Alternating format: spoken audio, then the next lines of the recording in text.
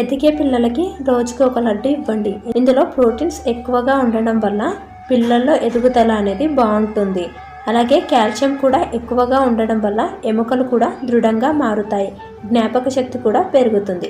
1 cup పల్లీలని లో ఫ్లేమ్లో మంచిగా వేయించుకొని వేరే ప్లేట్లోకి తీసుకోవాలి.